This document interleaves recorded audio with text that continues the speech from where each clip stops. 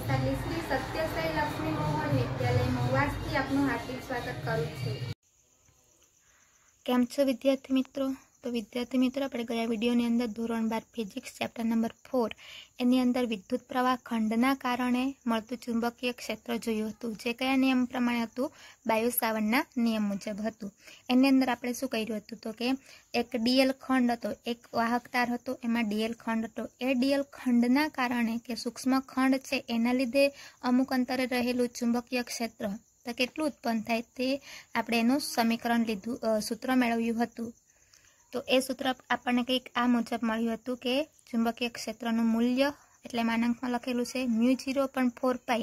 તો આ અચળાંક છે આપણો IDL sin θના છેદમાં r² જેવું આપણને સૂત્ર મળેલું હતું। આ સૂત્ર કયા નિયમ પ્રમાણે છે તો કે બાયો-સાવર્ટના નિયમ મુજબ વિદ્યુત પ્રવાહ ખંડના કારણે મળતું ચુંબકીય ક્ષેત્ર છે।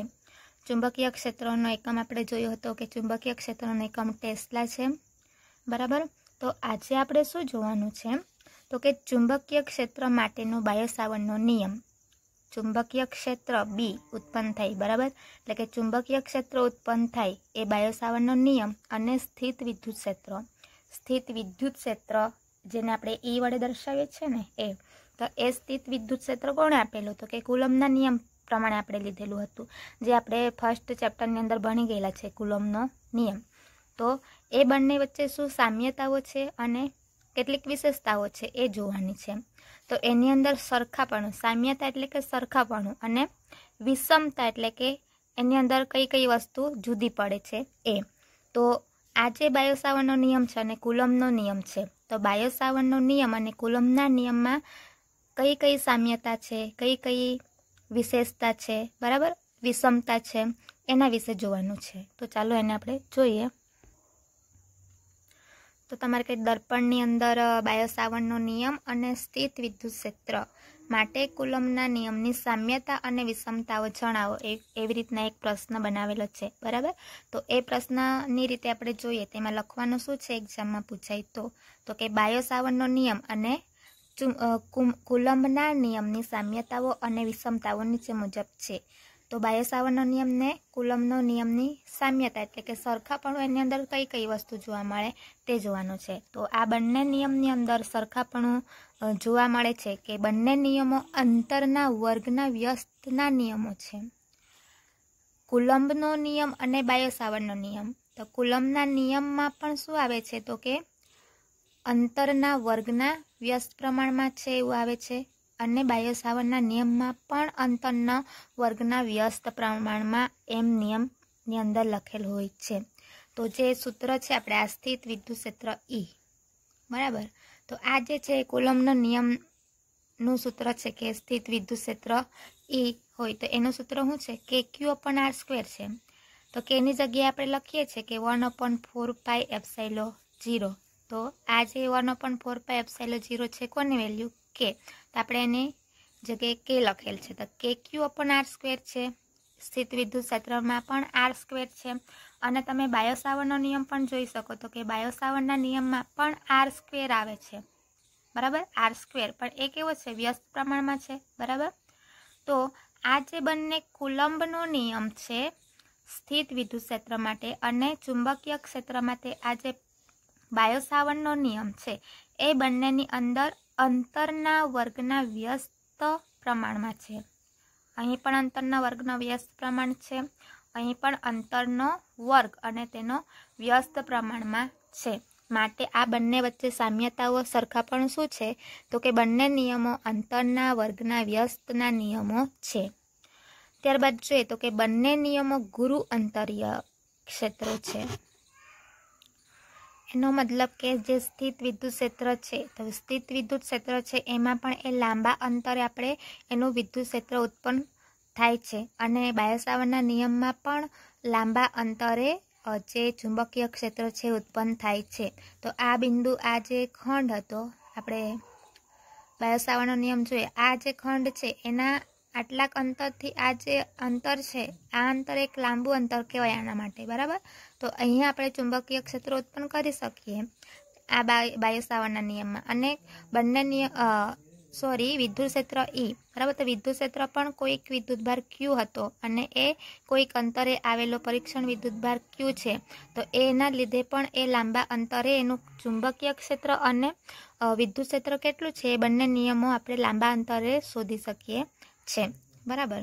હવે ત્રીજું, તો કે બંને નિયમો માટે સંપાતપણાનો સિદ્ધાંત લાગુ પાડી શકાય છે. તો કે બંને નિયમો માટે સંપાતપણાનો સિદ્ધાંત કઈ રીતના લાગુ પડે? તો કે સંપાતપણાનો સિદ્ધાંત એટલે કે બે કે બેથી વધારે વિદ્યુતભારો હોય તો એને આપણે ભેગા કરીએ, બરાબર, અને એના પર જે બળ લાગે છે તો એ બળનો આપણે સરવાળો કરીએ છીએ. તો આની અંદર પણ કંઈક આ પ્રમાણે જ થાય છે. તો કે કોઈક સ્થિત વિદ્યુત ક્ષેત્ર છે Q1, Q2 અને Q3, એના ત્રણેના આપણને વિદ્યુત ક્ષેત્ર ઉત્પન્ન કરી શકીએ. ત્યારબાદ બાયો-સાવર્ટનો નિયમ છે. તો બાયો-સાવર્ટમાં પણ આપણે એક કે એકથી વધારે બિંદુએ એનું ચુંબકીય ક્ષેત્ર આપણે લઈ શકીએ છીએ. આમ બંને નિયમો સંપાતપણાના નિયમને અનુસરે છે. હવે આ થઈ એની સામ્યતાઓ. હવે આપણે જોવાની છે વિષમતાઓ. વિષમતાઓ એટલે કે આ બંને નિયમની અંદર કંઈક શું અલગ પડે છે, કઈ બાબતો એમાં જે સમાન મળતી નથી, તો એ જોવાનું છે. તો કે ચુંબકીય ક્ષેત્ર સદિશ ઘટક. ચુંબકીય ક્ષેત્રની વાત કરીએ તો ચુંબકીય ક્ષેત્ર સદિશ ઘટક IDL, બરાબર, IDLના કારણે મળે છે. ચુંબકીય ક્ષેત્ર આપણને કયા ઘટકના દ્વારા મળે છે? આપણે જોયું કે IDLના કારણે ચુંબકીય ક્ષેત્ર કોઈક બિંદુએ ઉત્પન્ન થાય છે. તો આ જે ચુંબકીય ક્ષેત્ર છે એ સદિશ ઘટક IDLના કારણે મળે છે. જ્યારે વિદ્યુત ક્ષેત્ર E, તો વિદ્યુત ક્ષેત્ર જે છે અદિશ ઘટક, આમાં સદિશ ઘટક IDLના કારણે અને આની અંદર અદિશ ઘટક વિદ્યુતભાર DQના કારણે મળે છે. તો આ થઈ એની વિષમતા, એટલે કે આ જે છે એમાં બંનેમાં અલગતાપણું જોવા મળે છે. એટલે કે ચુંબકીય ક્ષેત્ર સદિશ ઘટક IDLના કારણે મળે છે અને વિદ્યુત ક્ષેત્ર અદિશ ઘટક વિદ્યુતભાર DQના કારણે મળે છે. ત્યારબાદ બીજો પોઈન્ટ જોઈએ તો કે સ્થિત વિદ્યુત ક્ષેત્રની દિશા. એટલે સ્થિત વિદ્યુત ક્ષેત્રની દિશા ઉદ્ગમ સ્ત્રોત વિદ્યુતભાર છે, બરાબર. ઉદ્ગમ સ્ત્રોત વિદ્યુતભાર Qને આપણે ઉદ્ગમ સ્ત્રોત તરીકે લઈએ અને અવકાશમાં રહેલા બિંદુને જોડતા સ્થાનાંતર સદિશની દિશામાં હોય છે. ધારો કે મારી પાસે આ સ્થિત વિદ્યુતભાર Q છે, તો અવકાશમાં કોઈ જગ્યાએ આપણે Q1 અને Q2 હોય, બરાબર. તો Q1 અને Q2 કોઈ એક અંતરે રહેલા છે. તો આ જે એની દિશા છે એનું જે સ્થાનાંતર જે દિશામાં થતું હોય એ જ દિશામાં એની વિદ્યુત ક્ષેત્રની દિશા હોય છે. એટલે કે સ્થાનાંતર આ બિંદુથી આ તરફ થયેલું હોય તો એ વિદ્યુત ક્ષેત્રની દિશા પણ ક્યાં હશે? આ જ દિશામાં હશે. આ બાજુ એનું સ્થાનાંતર થયેલું હોય તો વિદ્યુત ક્ષેત્રની દિશા પણ અહીંથી આ તરફ જ થયેલું હોય છે. એટલે કે સ્થિત વિદ્યુત ક્ષેત્રની દિશા ઉદ્ગમ સ્ત્રોત વિદ્યુતભાર છે Q અને અવકાશમાં રહેલા બિંદુને જોડતા સ્થાનાંતર સદિશની દિશામાં. તો આ જે વિદ્યુતભાર Q છે એ ઉદ્ગમ છે આપણો. તો આ અહીંથી ઉદ્ગમ થાય અને અવકાશમાં કોઈ બિંદુ Q1, Q2 રહેલા હોય તો હવે આપણે આ જે Q1 અને Q2ને જોડી દઈએ, બરાબર. Q વિદ્યુતભાર સાથે Q1 અને Q2ને આપણે જોડી દઈએ તો આ બંને વચ્ચે જેટલું સ્થાનાંતર સદિશ મળે એ જ દિશા કોની હશે? તો કે વિદ્યુત ક્ષેત્રની દિશા થશે. અને તો ચુંબકીય ક્ષેત્રની દિશા કેવી હશે? તો કે જ્યારે ચુંબકીય ક્ષેત્રની દિશા વિદ્યુત પ્રવાહ ખંડ IDL, તમને અગાઉ મેં કીધેલું કે ચુંબકીય ક્ષેત્રની દિશા આપણે કોના દ્વારા મળે? તો કે ચુંબકીય ક્ષેત્રની દિશા IDL ક્રોસ R પ્રમાણે મળે છે, બરાબર. તો કે ચુંબકીય ક્ષેત્રની દિશા IDL ક્રોસ R વડે આપણને મળે છે. તો ચુંબકીય ક્ષેત્રની દિશા વિદ્યુત પ્રવાહ ખંડ IDL અને આરને સમાવતા સમતલને લંબ રૂપે હોય છે. આ જે IDL છે અને R છે, બરાબર. તો IDL અને આરને સમાવતા સમતલ એટલે મારી પાસે ધારો કે આ એક સમતલ છે, બરાબર. આ છે IDL અને આ આર જે છે એ મારું અંતર છે અને આઈડીએલ એટલે આ એક પ્રવાહખંડ થઈ ગયો, બરાબર, આ પ્રવાહખંડ થાય છે. તો આ બંનેનું સમતલ કયું બને છે? આ સમતલ બને છે, બરાબર. તો આ જે સમતલ બને એ સમતલને લંબ રૂપે હોય છે. કોની દિશા? ચુંબકીય ક્ષેત્રની દિશા. તો એની જે દિશા છે લંબ રૂપે આ મુજબ કંઈક થશે. જ્યારે સ્થિત વિદ્યુત ક્ષેત્રની અંદર વિદ્યુતભાર અને જે અવકાશમાં રહેલા બિંદુ હોય તો એ બિંદુને જોડતો સ્થાનાંતર સદિશની દિશામાં હોય. ત્યારબાદ જોઈએ તો કે બાયો-સાવર્ટનો નિયમ. બાયો-સાવર્ટનો નિયમ જે છે ખૂણા પર આધારિત છે, જ્યારે કુલમ્બનો નિયમ એ ખૂણો એટલે કે થીટા પર આધારિત નથી. આપણે બાયો-સાવર્ટના નિયમની અંદર સૂત્ર છે એ સૂત્રની અંદર સાઇન થીટા આવે છે, બરાબર, સાઇન થીટા આવે છે. તો સાઇન થીટા એટલે કે બાયો-સાવર્ટનો નિયમ થીટા પર આધારિત તો હશે જ. જ્યારે આપણે કુલમ્બનો નિયમ હતો એ કુલમ્બના નિયમમાં સાઇન થીટા એવું કશું આવતું નહોતું, બરાબર. એટલે એનો મતલબ કે કુલમ્બનો નિયમ થીટા પર આધારિત નથી. આઈ હોપ કે તમને સમજ પડી હશે. તો ફરી એકવાર એનો આપણે જોઈ લઈએ તો કે બાયો-સાવર્ટ અને કુલમ્બના નિયમની સામ્યતા અને વિષમતાઓ કેવી છે જોઈએ ફરી એકવાર. તો કે બંને નિયમો અંતરના વર્ગના વ્યસ્તના નિયમો છે.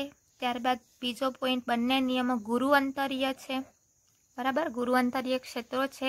ત્યારબાદ ત્રીજો પોઈન્ટ કે બંને નિયમો સંપાતપણાના સિદ્ધાંતને લાગુ પાડે છે. ત્યારબાદ આ જે 3 પોઈન્ટ છે એની સામ્યતાઓ એટલે સરખાપણું બંનેમાં જોવા મળે છે. 3 પોઈન્ટ અંતરના વર્ગના વ્યસ્ત પ્રમાણમાં, ગુરુઅંતરીય અને સંપાતપણાનો સિદ્ધાંત. હવે એની વિષમતાઓ છે તો કે વિષમતાઓ તો ચુંબકીય ક્ષેત્ર કોના કારણે મળે? ચુંબકીય ક્ષેત્ર આઈડીએલના કારણે મળે. વિદ્યુત ક્ષેત્ર કોના કારણે મળે? વિદ્યુત ક્ષેત્ર વિદ્યુતભાર ડીક્યુના કારણે મળે છે. તેવી જ રીતના સ્થિત વિદ્યુત ક્ષેત્રની દિશા, સ્થિત વિદ્યુત ક્ષેત્રની દિશા ક્યાં હોય તો કે કોઈ વિદ્યુતભારનું ઉદ્ગમ છે અને અવકાશમાં રહેલા બિંદુને જોડતો સ્થાનાંતર સદિશની દિશા હોય. ત્યારબાદ ચુંબકીય ક્ષેત્રની દિશા કેવી હોય તો કે આઈડીએલ અને આરને સમાવતો એક સમતલ હશે, એ સમતલને લંબ રૂપે મળે છે. ત્યારબાદ લાસ્ટ પોઈન્ટ છે કે બાયો-સાવર્ટનો નિયમ ખૂણા પર આધાર રાખે છે, જ્યારે કુલમ્બનો નિયમ ખૂણા પર આધારિત નથી. હવે આપણે નેક્સ્ટ ઉદાહરણ 4.5 જોઈએ. તો ઉદાહરણ 4.5ની અંદર શું આપેલું છે તો કે સૂક્ષ્મખંડ ડેલ્ટા એલ, સૂક્ષ્મખંડ આવે છે, બરાબર. તો ડેલ્ટા એલ બરાબર ડેલ્ટા એક્સ આઈ કેપ ને ઉદ્ગમ બિંદુ પર મૂકેલો છે. એટલે ડેલ્ટા એલ એટલે સૂક્ષ્મખંડ કોઈક સૂક્ષ્મખંડ હશે, બરાબર. તો એ સૂક્ષ્મખંડને એ લોકોએ શું કર્યું છે કે ઉદ્ગમ સ્થાન ઉપર મૂકેલું છે. તો આ મારી પાસે ઉદ્ગમ સ્થાન છે અને આ જ ઉદ્ગમ સ્થાન છે ડેલ્ટા એક્સ, અને અહીં લખેલ જ છે કે ડેલ્ટા એક્સ બરાબર ડેલ્ટા એલ. તો આ જે ડેલ્ટા એલ થાય તો ડેલ્ટા એલ જેટલું છે એટલું ડેલ્ટા એક્સ પણ છે, બરાબર. ને ઉદ્ગમ બિંદુ પર મૂકેલો છે અને તેમાંથી મોટો વિદ્યુત પ્રવાહ I બરાબર 10 એમ્પિયર પસાર થાય છે. એટલે કે આ જે સૂક્ષ્મ ખંડ લીધેલો છે એ લોકો સૂક્ષ્મખંડ, આ સૂક્ષ્મખંડમાંથી મોટો વિદ્યુત પ્રવાહ I એટલે કે આમાંથી આટલા ખંડમાંથી 10 એમ્પિયર જેટલો વિદ્યુત પ્રવાહ પસાર થાય છે અને y અક્ષ પર 0.5 મીટર અંતરે. હવે આ આપણી x અક્ષ થઈ તો y અક્ષ 7 હશે, બરાબર. તો આ જે y અક્ષ છે એ y અક્ષ પર 0.5 એટલે આ જે બિંદુ છે આ બિંદુથી આ ઉદ્ગમ બિંદુનું અંતર કેટલું છે? અહીંયા 0.5 મીટર છે. તો આ જે 0.5 મીટરે રહેલું જે કોઈક બિંદુ છે ત્યાં આપણે એનું ચુંબકીય ક્ષેત્ર કેટલું છે એ શોધવાનું છે, બરાબર. પહેલાં તમારે દાખલાની રકમ સમજવી પડે, શું શોધવાનું છે, કઈ વસ્તુ આપેલી છે એ તમને ખબર હોવી જોઈએ. અને અહીં ડેલ્ટા એક્સ બરાબર 1 સેન્ટીમીટર આપેલું છે. તો કે આ જે ડેલ્ટા એક્સ છે આ ભાગ, તો આ જે છે 1 સેન્ટીમીટર આપેલું છે. તો સૌપ્રથમ તો આ દાખલાની અંદર તમને કઈ વેલ્યુ આપેલી છે એને આપણે લખી દેવાની. તો અહીં આપણને ડેલ્ટા એલ બરાબર ડેલ્ટા એક્સ આઈ આપેલ છે, તો લખી દો ડેલ્ટા એલ બરાબર ડેલ્ટા એક્સ આઈ. પણ અહીં તમે જોઈ શકો કે ડેલ્ટા એક્સ બરાબર કેટલું આપેલું છે? 1 સેન્ટીમીટર આપેલું છે, બરાબર. तो डेल्टा एक्स बराबर 1 सेंटीमीटर। मारे हवे सेंटीमीटरमांथी मीटरमां फेरवવું છે। आ सेंटीमीटरने આપણે मीटरमां फेरवीए तो शुं थई जशे 100 सेंटीमीटर बराबर 1 मीटर थई बराबर। तो 1 सेंटीमीटर बराबर केटला मीटर ए रीतना मीटरमां एने આપણે ફેરવીએ बराबर। तो 10⁻² मीटर थशे। 1 सेंटीमीटर बराबर 10⁻² मीटर આપણે सेंटीमीटरमांथी एने मीटरमां कन्वर्ट कर्युं छे। हवे विद्युत प्रवाह I केटलो आपेलो छे? विद्युत प्रवाह I बराबर 10 एम्पियर आपेलुं छे। तो I बराबर 10 एम्पियर लखी दईए।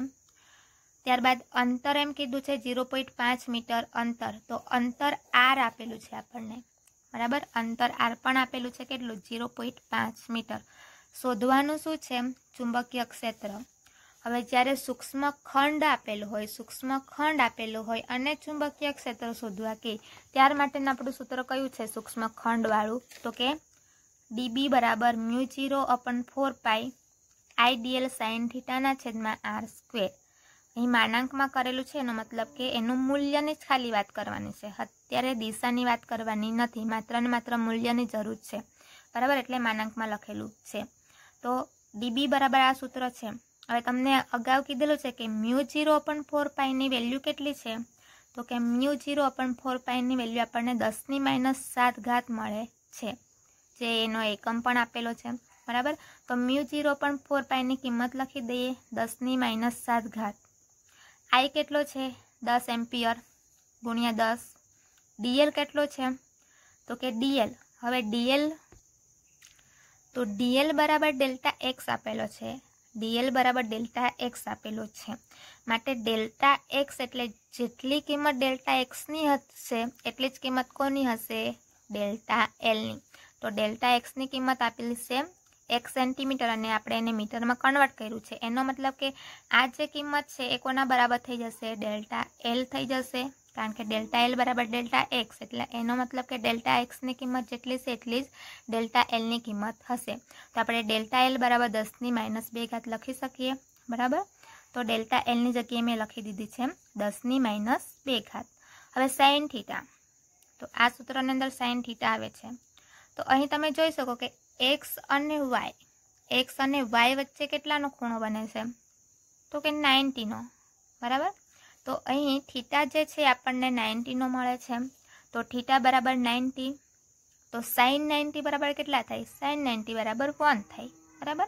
तो साइन 90 बराबर 1 थाय। तो अहीं आपणे साइन 90 लखीए, आ थीटानी जग्याए आपणे एम लखी सकीए के साइन 90 बराबर। तो साइन 90 बराबर तो 1 थाय। तो माटे अहींया 1 आपणे लखीए के न लखीए कई फरक पड़शे नहीं बराबर। तो 10⁻7 गुणिया 10 गुणिया 10⁻²। हवे छेदमां शुं छे? R² छे। R केटલું આપેલું છે? 0.5 मीटर। तो आनी जग्याए 0.5 मीटर लखी दीधुं छे अने ए स्क्वेर छे तो एनो आपणे स्क्वेर करवो पड़शे। त्यारबाद जोईए तो 10⁻7 आपेलुं छे अने 10⁻2 आपेलुं छे। तो आ घातनो आपणे सरवाळो करीए तो ओछा ओछा वत्ता एटले 7 ने 2 केटला थशे? 9 बराबर। तो 7 ने 2 9 थाय। तो अहीं 10⁻9 थई जशे बराबर। हवे छेदमां तमे जुओ 0.5 आपेलो छे, एनो वर्ग छे। तो 0.5 गुणिया 0.5 करीए तो आपणने जवाब केटलो मळशे? 0.25। हवे 10/0.25 करीए।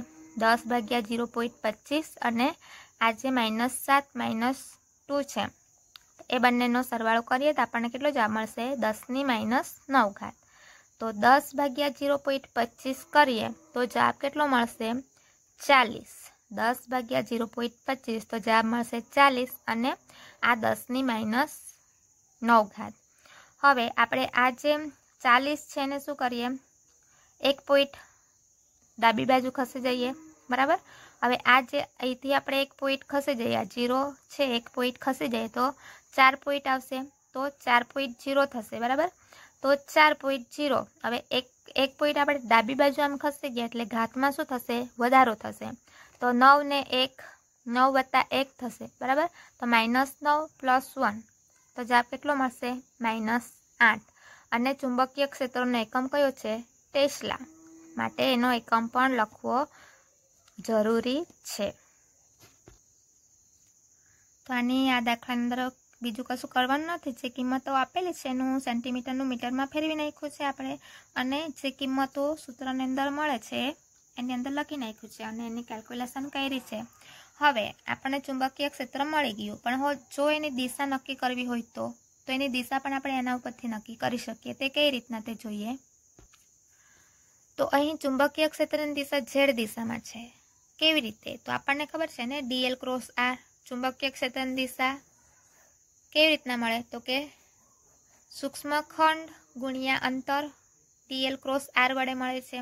તો dl ક્રોસ r પ્રમાણે જોઈએ તો dl શું છે? અહીં આપણને dl બરાબર આપેલું છે ને, dl બરાબર ડેલ્ટા xi એવું કંઈક આપેલું છે, બરાબર। તો dl બરાબર ડેલ્ટા xi, તો મેં dl ની જગ્યાએ લખી દીધું ડેલ્ટા xi। હવે r અંતર આપણને આકૃતિની અંદર આ 0.5 આપેલું હતું, તો y અક્ષની દિશામાં અંતર r છે, બરાબર। તો અંતર r જે છે એ y અક્ષની દિશામાં છે, તો મેં y જે લખી શકું x માટે i કેપ, y માટે j કેપ અને z માટે k કેપ આપણે લખીએ છીએ। તો અંતર જે છે y અક્ષની દિશામાં છે એટલે આ જે અંતર r માટે મેં y જે લખી શકું। હવે ડેલ્ટા x અને y ને આપણે બહાર કાઢી લઈએ, બરાબર। તો y અને ડેલ્ટા x ને મેં બહાર લઈ લીધું, અને આ i છે અને j છે એને કાઉસની અંદર લખી નાખું, i ક્રોસ જે કરી નાખું, બરાબર। તો શું થશે? y ડેલ્ટા x, તમને ખબર છે કે i ક્રોસ જે કરીએ તો આપણને શું મળશે? k કેપ મળશે।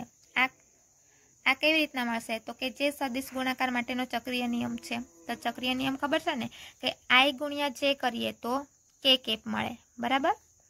j ગુણ્યા k કરીએ તો i મળે, અને k ગુણ્યા i કરીએ તો j મળે। તો આપણે શું કરેલું છે? અહીંયા i ગુણ્યા j કરેલું છે, તો i ગુણ્યા j એટલે તો k મળે। તો k કયા અક્ષનો છે?